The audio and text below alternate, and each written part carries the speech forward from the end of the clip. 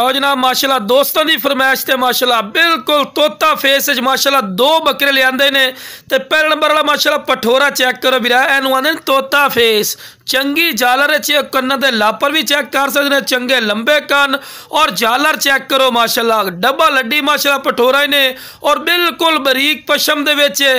खूबसूरत चीज़ ने ते आंडी पठोरा ने कोई खस्सी नहीं और निके निके सिंह जिन्हों आखते चिपटे सिंह माशाल्लाह चिपटे सिंह ने ते फेस ब्यूटी माशाल्लाह चेक करो रियल तोता फेस ने और पठोर दी माशाल्लाह वेल भी चेक कर सकते हैं चंगी लंबी वेल और बिल्कुल बराबर का थल्ला ने वीरा कोई ऐसा पॉइंट नहीं जरा वीरा दा काम होवे अगर कोई बकरियां वास्ते सानी रखे ते फिर भी माशाल्लाह जबरदस्त चीज़ ने अगर वीरा कोई जड़ना 2023 की कुर्बानी वास्ते रखे वो माशाल्लाह उस भी जबरदस्त चीज़ ने माशाल्लाह पठोरा दी वेल नहीं होंदी माशाल्लाह जितने इस पठोरे दी वेल ने और पूछल वेखो बिल्कुल तीर वाली कर सीधा ते 7-8 इंच का सिर्फ पूछल ही ने पिया हर पॉइंट जबरदस्त मुंह जनाब बिल्कुल खीरा ते लो वीरा टोर फिर के भी खा रहे हैं कि कोई लंगड़ा लूला नहीं ने ते खावण दा माशाल्लाह शहजादा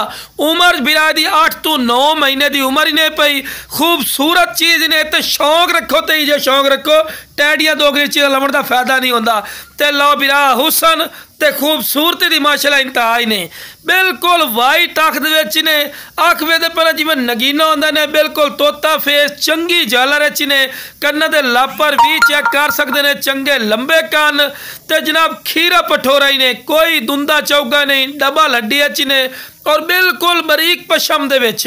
ते आंडी पठोरा ने ते रैट की गल की जाए तो रैट ही कोई ज्यादा नहीं माशाल्लाह पठोर की वेल भी चेक कर सकते हैं और डब्बा लड्डी एनू आंदा डब्बा लड्डी दे विच ते माशाल्लाह गोश्त दा बड़ा पठोरा ही ने ते जिस वीरा नूं चाहिए जनाब रैट तुहाडी सोच तो कम होना इंशाल्लाह जिहड़ा वीरा कॉल करसी उहदे कॉल दी रिस्पैक्ट होसी ते लो वीरा टोर फिर के भी खा रहे हैं कि कोई लंगड़े लूले नहीं सेहतमंद और माशाल्लाह एक्टिव ही ने ते जिस वीरा नूं चाहिए जनाब राबता करके बिल्कुल मकूल